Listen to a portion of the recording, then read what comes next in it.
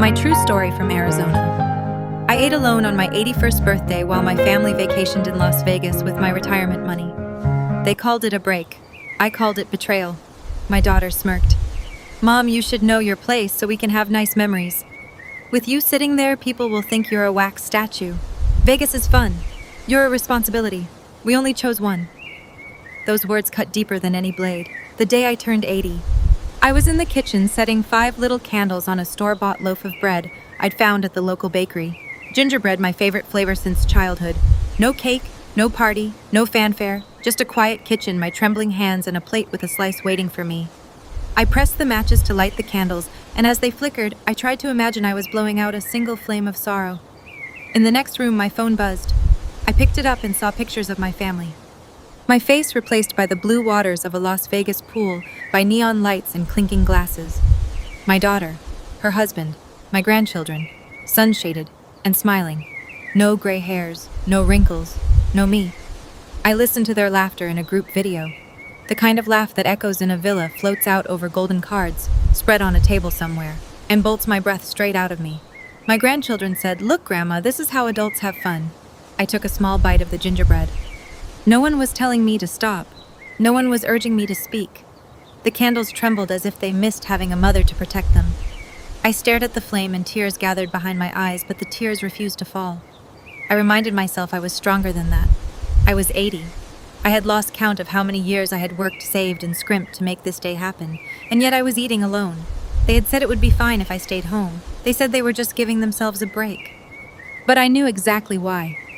A week ago, my son John had said on the phone, "Mom, don't worry. Use the money we set aside for your birthday for groceries or something. We're going to Las Vegas to celebrate." I had thought he meant he was taking me. They had taken it all. My retirement account, safe and untouched for decades, had funded their flights, their stay, their entertainment, and I was left with a loaf of bread and my own hollow apartment. Silence settled over the kitchen like a thick blanket. I finished my slice of gingerbread, swallowing every crumb of bitterness. I did not cry, even though my heart pounded loud enough to feel like thunder in my ears. Instead, I lit a cup of tea and placed it next to my plate with the remaining candles. Then I opened their group video again.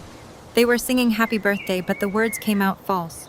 The grandchildren were trying to look sincere, but the pool reflected only excitement for the water, not for me. I closed the phone and heard my own voice whisper, "Happy birthday, Mom." It echoed back at me, empty and distant. I looked at the candles. Their warmth was comforting and cruel. Warm because they reminded me I was alive. Cruel because I was alone. I watched until the flames flickered out one by one, until the last candle hissed itself to death. That was the moment I knew. I knew that for all the love I had given, for all the meals I had cooked and temples I had prayed in, my family had chosen my money over me. They had withheld their presence to build memories without the one person who had built every memory they had ever had. The betrayal throbbed in my chest like a pulse. And so I stood up. I cleared the plate and poured the tea. I walked to the window and watched the orange sunset drape across the horizon. Tires of Vegas calling to them with neon promise, while I was left with dusk and a single empty chair. I didn't cry. Tears would have been weakness. This was the day I discovered I was not just forgotten. My life savings were being spent by those who claimed to love me. While I withered in my own kitchen, I turned away from the window. I knew exactly what I would do next. I would not allow them to spend one more dime of my retirement without acknowledging me. This betrayal had cost me more than money. It had cost me dignity. It had cost me presence. But it would not cost me justice. They called it a break. I called it betrayal. And if they thought I would stay silent, they were wrong. I worked through smoke and sweat for 40 years. 40 Christmases without a tree some years. 40 summers with a window fan instead of air conditioning. I was never glamorous, but I was dependable. I was never praised, but I was always present. I began working when I was 16. First as a dishwasher in a diner, then as a cleaner at a textile mill, later folding sheets and scrubbing tiles at a chain hotel off the interstate. I never complained. I never called in sick.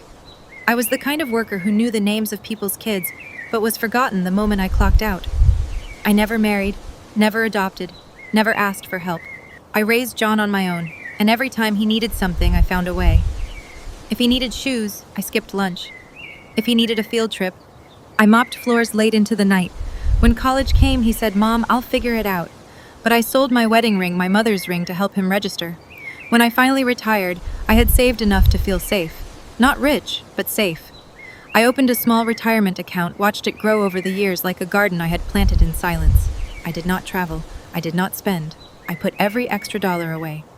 At 68, when the aches started creeping into my joints and my eyes stopped adjusting to night driving, I said goodbye to my last job as a lunch lady at the local middle school. They gave me a balloon and a card. No pension, just good wishes. That was fine. I had the account. I told John about it over dinner. I still remember the way his eyes lit up. "Mom," he said, "you should let me help manage it. Make sure no one takes advantage of you. I can handle the online stuff. You just enjoy retirement." I believed him. I handed over the login, the passwords. I even switched the statements to his email. I thought it would be easier, less for me to worry about. And for a while, I did not worry. Every time I asked how it looked, he'd say, "Still growing. Mom, you're all good." I trusted that. I trusted him. I trusted the boy I carried to the emergency room at 2 a.m. when he split his chin open. The boy I sat beside for 3 nights straight during a high fever. The boy who used to fall asleep with his head in my lap while I hummed him through bad dreams. So when I looked at my own retirement summary, one quiet Sunday afternoon, when I finally asked for paper statements again, I was shocked to see the numbers had dipped. Not catastrophically, but noticeably. Instead of slow, steady growth, I saw quiet, careful withdrawals. Small ones at first, a few hundred every few months, then more frequent, bigger amounts. They were labeled as family expenses. I called John. He sounded relaxed, casual. "Oh, that's for a few family things," he said. "Car repairs, some medical bills. Flights. I asked, "Flights for what?" He laughed. "Relax, Mom. You're not broke. We're just using the money a little, temporarily." I sat down at my kitchen table and stared at the statement in my hand. I remembered every mop handle, every stack of dishes, every late night shift on aching feet, and all of it had slowly turned into someone else's vacation fund. I asked him when he planned to repay it. He said, "It's not really about repayment, Mom. We're family. What's yours is ours." And that was the moment it clicked. Not just the money, but the truth. I had worked my body to the bone so someone else could take selfies in casinos and call it love. The savings I had built not for cruises, not for indulgences, but for peace had become their escape plan. And I was the one left behind watching the balance fall like dust through open fingers. They had not stolen it all at once. They had sipped it slowly, and I handed them the cup. On the morning of my 81st birthday, I woke before dawn. The sun was still climbing behind the desert hills when I decided to bake a pumpkin cake. The one thing I had always loved since I was a child, back when autumn meant more than just dust and heat. I measured the spices, carefully whispered thank yous with each sift of cinnamon and nutmeg, and shaped the batter into a pan I had used for years.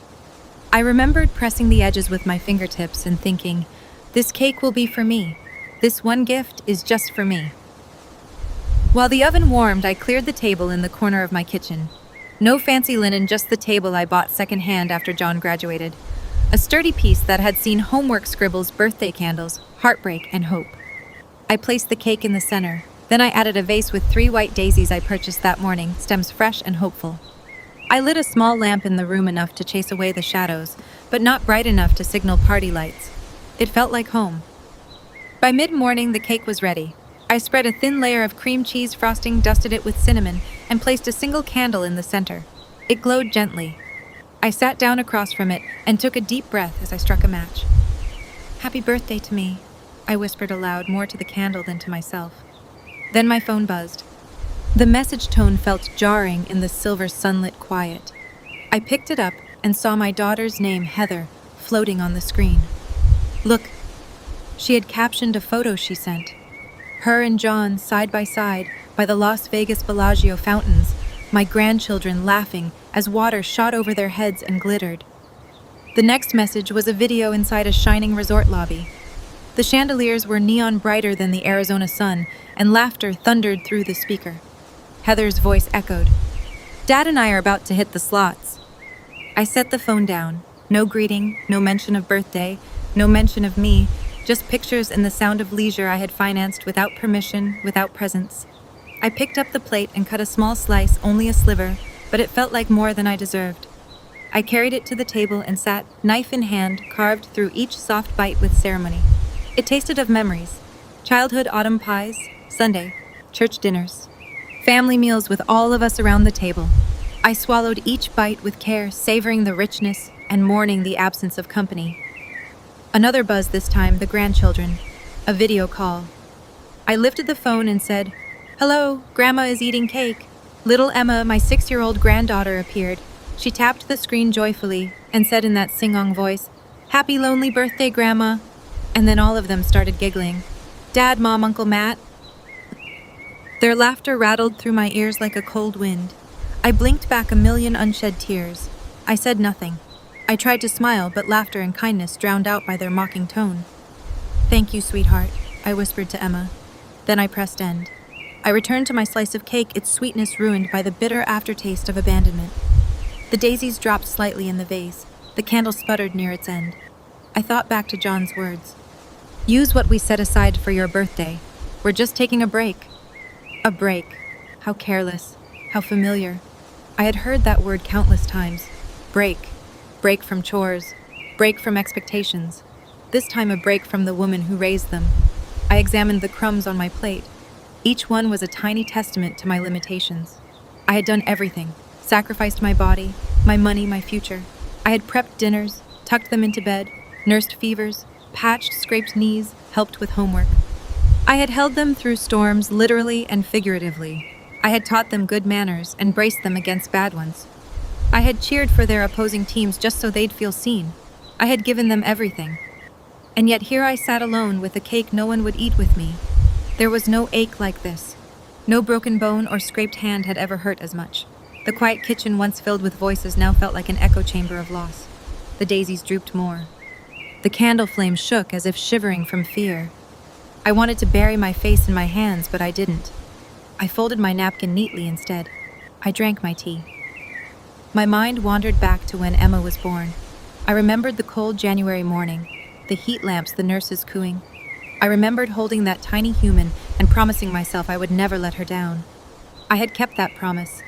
Not once had I failed. Not once had I taken advantage. I had taken each penny, each moment, and turned it into something good for them. But they had taken mine and turned it into Vegas lights. As the candle burned low, I did something I had not done in decades. I stood up and walked across the kitchen. I knelt by the table. I closed my eyes. I didn't breathe. I listened. I took in this moment, this aloneness, and held it as a witness to my own dignity, to my own worth. When I opened my eyes, I blew the candle out. Thick smoke rose, blanketing the tiny room in a momentary veil. It felt like a blessing or a curse, maybe both. I cleared the plate. I washed the few dishes. I wiped the table until it shone. I returned to my chair. I picked up the phone, unlocked statements online, and stared at the numbers again. They had dropped another $3,000 this week. In 2 years, nearly half the account had disappeared. But none of it mattered as much as the knowledge that I had been left alone to eat cake on the only day I mattered. I finished the cake slice, then ate one more, then a third, just to remind myself I had control. They didn't decide when I ate. I did. I lit a fresh candle even though the sun was still useful. I let its flame burn for a while, not for celebration, but for memory, for mourning, for the promise that I would not disappear quietly into their memories either. That night, I wrapped the cake leftovers and placed them in the fridge. I wrote in my journal. They call it a vacation. I call it erasing my birthday. Shame on them. I went to bed early, bundled in blankets. I did not cry. I seldom cried. Instead, I lay still and let resolution settle in like a stone finding its place. I had baked a cake for me, ate it for me. That moment, that choice was mine. And tomorrow I would ask questions. Hard questions. Questions about money, about respect, about what happens when your life savings become someone else's holiday fund. I would not be invisible. Not anymore. They might have taken the candles from my table, but they could not take the fire that still burned inside me. I awoke the next morning with the taste of cinnamon and ache of betrayal still lingering in my mouth. I couldn't sleep, not after yesterday's revelations. So I made tea and sat in my favorite armchair by the window, the faint glow of dawn filtering through dusty blinds. I stared at the silence, feeling it press against me. Then I picked up the phone and dialed my son's number. It rang 3 times before he answered. There was noise in the background. Traffic, hotel lounge music, I couldn't tell. "Hi, Mom," he said. His voice was casual, the same as always, as if nothing had changed. "John," I said. Can you tell me the name of the bank where the retirement account is held? He paused. I could almost hear him weighing his words. Mom, can we not do this today? We're on vacation. A vacation you used my money for, I replied and kept my voice steady. I need the account number. He sighed loud enough for me to hear. A pause. Mom, he said, just listen. We're only gone for a week. The account is fine. I will send you a statement. I closed my eyes. That statement, the one that had upset me to the core. I wanted to feel safe, but all I saw was my life being drained piece by piece. John, I said again, firmer. Where is the money I saved? What money, Mom? He asked. It's your retirement account. We just used a bit for a trip. I felt my pulse tighten. Used how much? He hesitated this time. Mom, like $3,000 total for flights, room, meals at the resort, spa packages. It was our treat to ourselves. But it's fine. You'll get it back when we get home. No big deal. My voice was calm. Too calm. That money isn't yours to spend. It is if we're family, he said. I clenched the phone. I'd heard that line before. What's mine is ours. But the reality felt like what's mine is gone, and I'm the one left behind. Are you going to give it back? I asked soon. He laughed. Mom, relax. You're 80. You should enjoy something for once. A massage in your seat would help you understand. I took a breath. My vision narrowed to the phone. I thought of crumbs of pumpkin cake and the laughter I never heard. I thought of those neon pictures flashing on my screen, as though I were a ghost haunting their joy. I want the money back, I said softly. He was silent a moment. Give us a break. Okay. That was his final word before he hung up. A break. Later in the morning, I sat at my desk and waited. I resisted the urge to call the bank myself. I had, after all, given them the information, but I wanted to hear it from the horse's mouth. About 2 hours later, the phone rang. It was the bank. The voice was polite. A woman in a neatly clipped tone said, Hello, Mrs. Rogers, this is Blue Desert Bank. I'm calling about your retirement account. I felt my pulse picking up. Yes. Well, ma'am, she said. There's been recent account activity that triggered a security protocol, a number of large withdrawals from locations far from your home. We've temporarily suspended access to prevent potential fraud. I stared at the phone. Suspended, frozen. She continued. You will not be able to use debit cards, make transfers, or withdraw funds at this time. This is reversible, but requires your verification in person, either at a branch or via notarized documentation. My throat went dry, so there I sat. Phone pressed to my ear, words swimming in the room. I thought of her calling me old or unreliable. I thought of him laughing about my age. And now this. Okay, I said, voice barely a whisper. What do I need to do? She recited the steps. I wrote them down. Then she said, I'm sorry for the inconvenience, ma'am. You should be able to resolve this when you return to town. This is a common procedure. I thanked her and hung up. The silence in the room came crashing in. The bank had taken action. My money was out of reach. Not gone, but unreachable like me. I moved to the window again and looked outside. The sky was a pale blue, the sun warm, but I felt cold. Someone had blocked my account, not for my protection, but for someone else's gain, the nerve of them to call it inconvenience. I counted the steps it would take to get to the nearest branch. 50 yards. Yet I wondered if I had the strength to walk them. My throat felt thick, heavy. That afternoon I tried dealing with small things. I wrote notes for groceries. I thought of errands.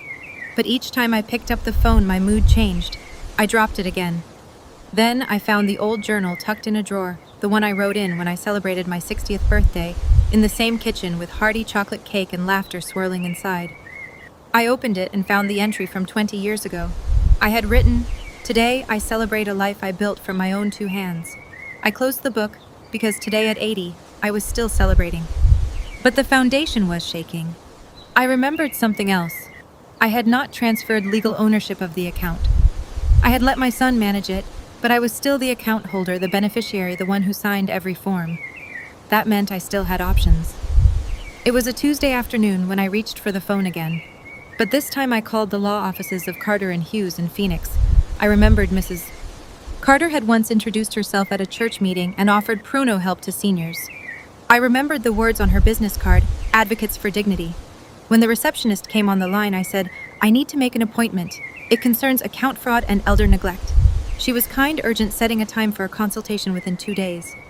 I hung up and looked at the clock. 2 days. As though I had planted a seed that would sprout. I stood up, walked to the fridge, opened it. and stared at the leftover cake. I closed it and turned away. I returned to the window and watched the afternoon sun dip. There I remained, breathing in the knowledge that I had snapped something back my quiet determination. They thought it would be just a week. They thought it was their money. They thought I was 80 and old. But here I was, older and wiser. At dusk, I lit a single candle and sat with my tea. I no longer felt like a woman who had lost something. I felt like a woman who had woken up, and tomorrow I would go to the bank. I would prove my identity. I would give evidence. I would secure my money. And if the lines in the contract had cracks, I would widen them with legal counsel. I would not be forgotten again. They had locked me out, but it was they who would remain locked out when I found the key. That evening I sat in the dim light of my kitchen, phone in hand, staring at the contract I had signed decades ago with the bank. I reread every paragraph, every clause, searching for the small print that would give me power back. I had already contacted the lawyer in Phoenix, and his voice had been firm and steady. Mrs. Rogers, we will request an immediate investigation into irregular account withdrawals. We need any evidence you have. I found it then.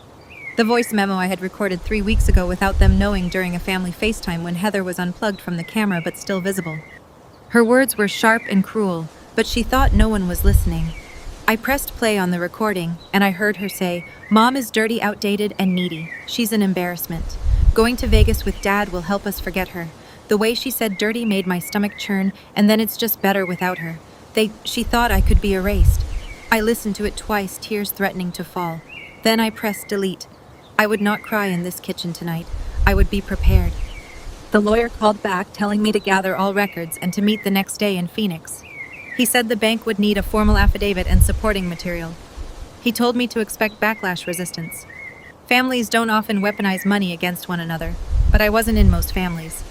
The next morning, my lawyer, Mr. Carter, called the bank and requested a precautionary hold on any further withdrawals.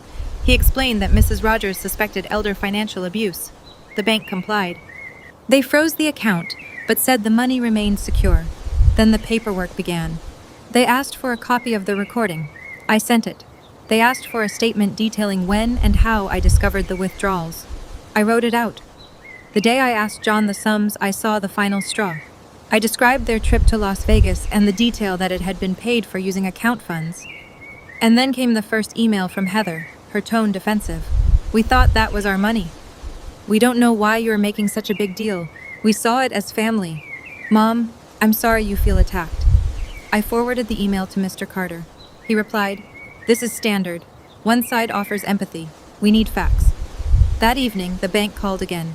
They informed us that the recorded sample and affidavit had triggered their internal fraud department, meaning they would hold the funds indefinitely until a final decision was made or legal judgment reached. I exhaled. For now, I was safe. But I had more to do.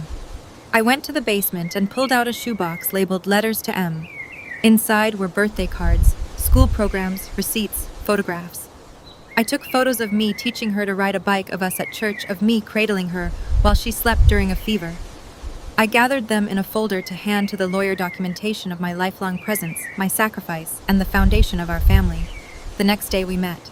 Mr. Carter looked through the photos, nodded. He carefully threaded into his briefcase the printed transcript of the recording, the bank statements, and a timeline of my requests. "Next step," he said, "is the provisional hearing. They will want to argue that the withdrawals were consensual, and the temporary freeze will likely be extended. You just need to show they breached trust and that you were coerced by family expectation." He paused, looking at me. "Do you feel ready to come forward if this goes public?" I thought about the night I ate cake alone. I thought about those daisies. I thought about voice memos hidden in the shadows. "I'm ready," I whispered. A week later, I was inside a courtroom for the provisional hearing. The judge looked older than I was, steady and quiet. Opposing counsel spoke for the family.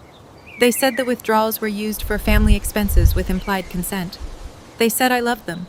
They said that John and Heather believed they were preserving memories for all of us. I stood quietly to one side. When it was my turn, Mr. Carter asked me to describe the withdrawals. I told the judge. They took the money without asking. They didn't tell me the date or purpose of the Las Vegas trip. I didn't mind helping until I discovered it online. I had no idea how much had been withdrawn until I saw it diminishing week by week. I handed the judge the recording transcript. He held it quietly, then asked the bailiff to play the audio. Heather's voice floated through the courtroom. Cold, casual, demeaning. Mom is dirty, outdated, needy. Her throat closed, but she had to stay silent while her own words filled the room. When the recording ended, I looked up. Heather's face was pale. John's eyes went to the floor. I felt a burst of relief like light through dark clouds. Judge Brooks leaned forward. Thank you for the clarity. Based on the motion and the audio, this court orders a continued freeze on the account. The bank must hold the funds until a full hearing. Additionally, a guardian ad litem will be appointed to represent Mrs. Rogers' interests if necessary. The judge's gavel echoed. The account remained frozen. Outside the courtroom, cameras and reporters awaited. A few asked questions. I shook my head. I gave no statement. Not yet. That afternoon, I sent a copy of the hearing transcript and documentation to the state attorney's office asking for a review of potential elder financial abuse. I wanted to see justice, not just recovery of money, but recognition of wrongdoing. My children called later. Heather texted, "I'm sorry, Mom. I didn't realize you'd feel hurt." John left voicemails more pleading than defensive. "Mom, please don't take this too far. We can pay you back." But I didn't answer. Not yet. That night, I sat in my kitchen again. The cake was gone, long forgotten, the daisies wilted, but on the counter lay the photos and papers intact like witness to my life. I poured a cup of tea and felt my heart settle into a kind of stillness, like the moment after a storm when the air tastes different. I had asked a question. I had sounded my cry and the law had answered. I did not feel sweet. I did not feel triumphant, but I felt heard. They thought I could be erased, but I had the evidence, and I had the courage to use it. That night, I slept deeper than before. Justice, I realized, is not always a grand firework. It is a steady flame. When the news headline came across my feed, 80-year-old Arizona grandma abandoned for Vegas trip, I felt a peculiar surge of validation. That morning, reporters arrived at my front gate, cameras poised, microphones extended. They asked nothing of me. They simply thanked me for sharing the truth. They called me a voice for women like me. Grandparents cut out of their own lives.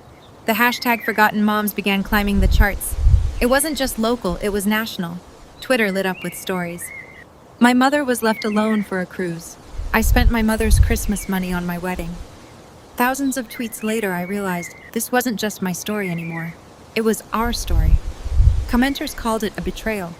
Others used stronger words I wouldn't use, but knew sitting quietly in my home that they echoed my own thoughts. Entitled Selfish Heartless. It hurt in a certain way because it wasn't just them.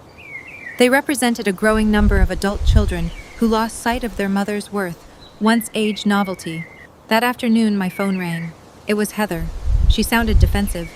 "Mom, the press is saying terrible things." "Yes," I said softly. "We had no idea it would go this way." "Well, maybe you should have thought." Then she paused. Then came Jay's email. "Mom, we are transferring the full amount back, plus extra for penalties and the legal fees." It arrived the next morning. The amount was large enough to make my eyebrows rise. The sum matched every withdrawal, plus an added 5%. I knew banks would charge, but seeing it in numbers, small digits turning red, felt like closure. It felt like recognition. That same day, I received a call from the bank. "Your account has been credited. You have full access." I logged in. The balance was whole again. I closed the browser tab and walked outside, letting the sun warm me. The next day, through news outlets, they released the statements Heather and John had made on camera. They admitted to treating me like a burden. Heather said, "We thought our mother wouldn't mind. That money was just there." John echoed it, adding, "She's old. She won't understand." They looked sweaty and smaller in their own clip. I sat in a quiet chair and watched them say it. Their words made me ache, not for them, but for who they had shown themselves to be. A few days later, I learned the bank had attempted to debit the money they withdrew from their card, even while they were still in Vegas. Their credit line was maxed. They called customer service, embarrassed to say why. I smiled when I heard that detail, Vegas glamour and all, and they ran out of money there. That was my reckoning. They had no cash for taxis or tips. They had to ask a third party to wire money for the rest of their trip home. Their vacation, paid for with my dignity, ended short and broke. I did not gloat. I just acknowledged. I accepted a local invitation to speak at a women's lunch on mostly retirees like myself. They called it a mother's voice. I sat in front of a long table of smiling faces, all nodding as I spoke about boundaries, dignity, self-worth. I remembered the gingerbread and daisies, the quiet betrayal, and I ended by saying, "Family is not an entitlement. Respect is a gift, and when we lose respect, we lose each other. Applause followed. I closed my eyes for a moment and let the warmth roll over me. Walking home that day, I felt lighter. Not because I had restored my bank balance, but because the record had been set straight. People saw me as more than a forgotten figure. They saw me as a mother who wouldn't be erased. That night, as I sank into bed, I realized something profound. Getting your money back is one thing. Getting your place back is another. They may have called me outdated and burdensome, but the world had already decided I was something more. They came back late one evening.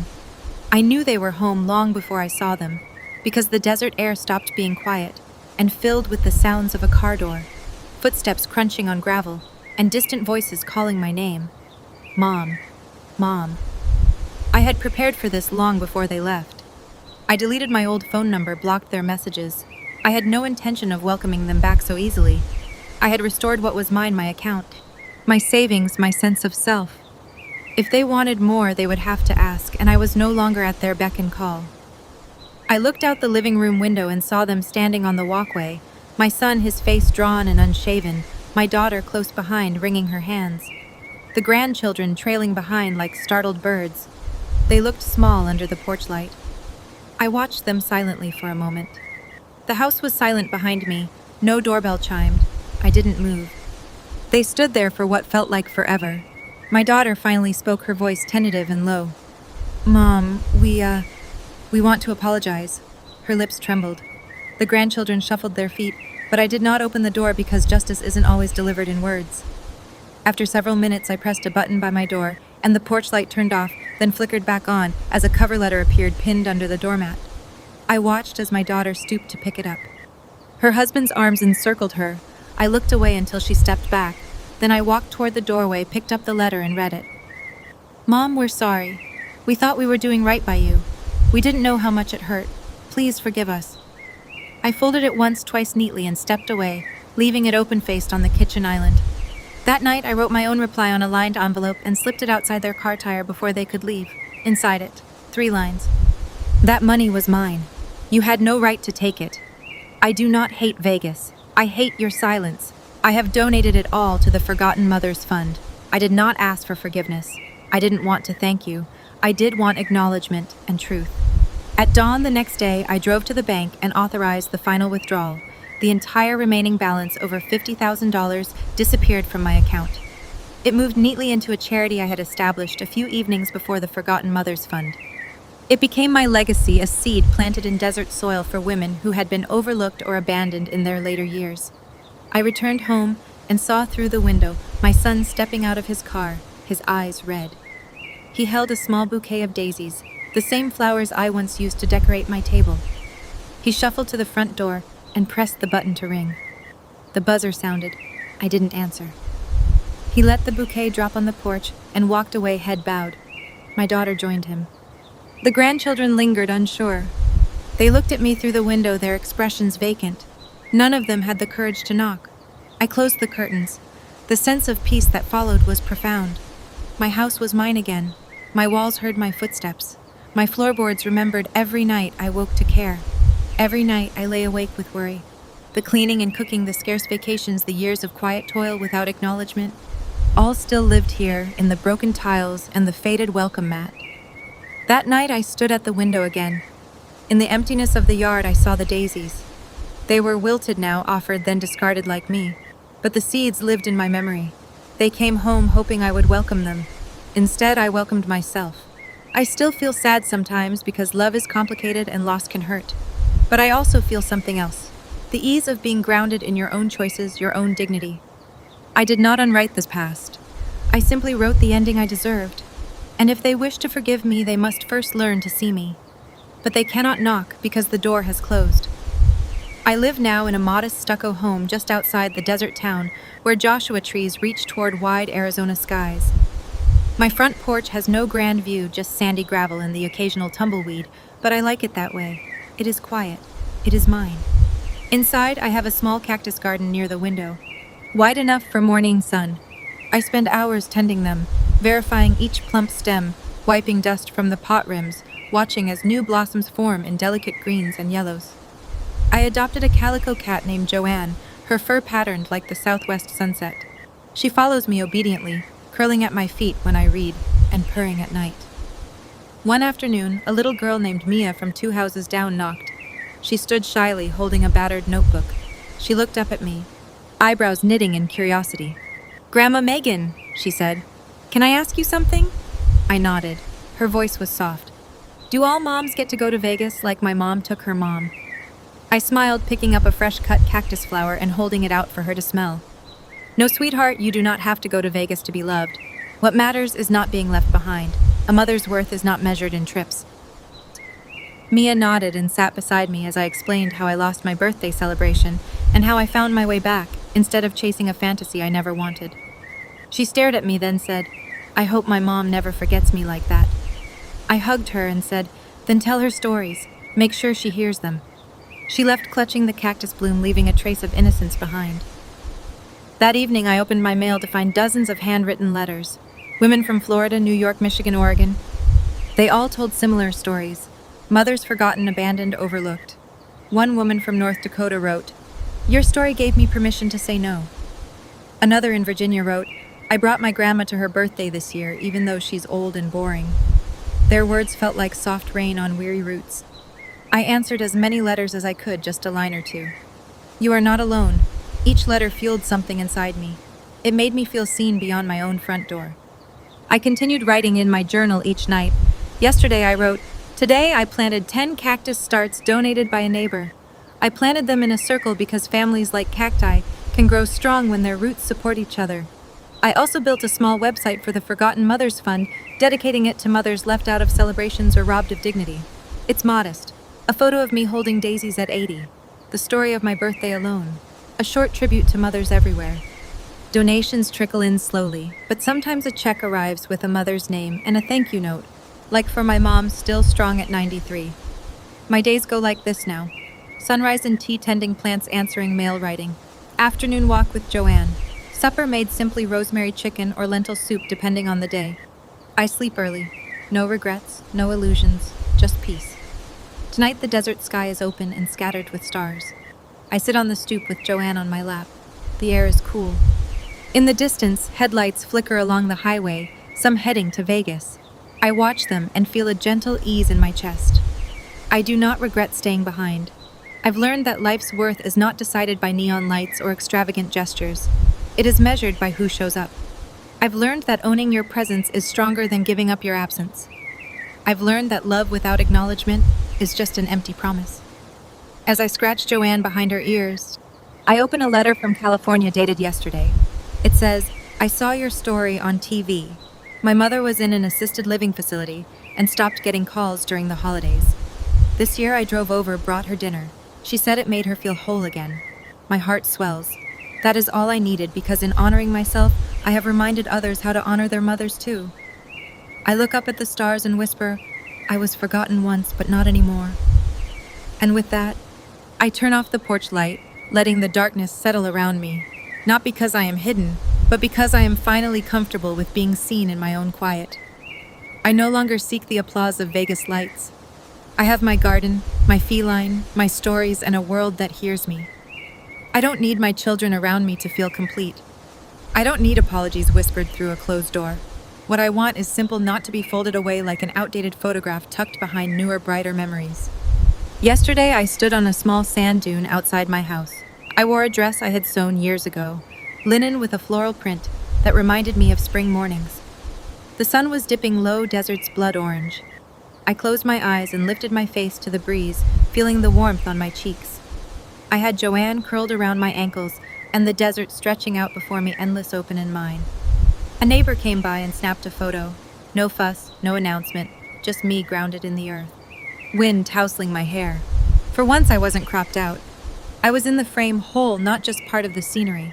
And that image, me smiling, standing tall on a dusty hill, became my graduation of sorts, not from life, but from invisibility.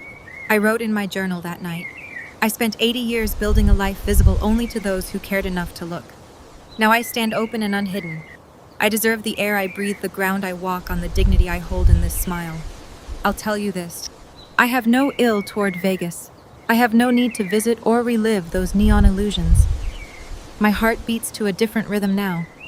Cactus Blossoms Tea at Dawn letters from women who found strength in my story.